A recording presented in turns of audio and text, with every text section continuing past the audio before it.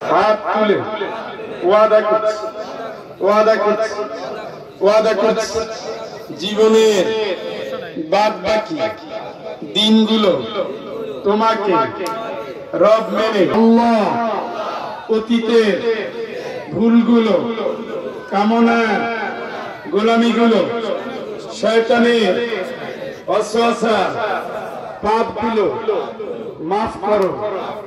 নতুন জীবনে নতুন শপথে আমাদের জিন্দেগি কবুল করো। ইন্না সালাতি ওয়া নুসুকি ওয়া মাহইয়ায়া ওয়া মামাতি লিল্লাহি রাব্বিল আলামিন।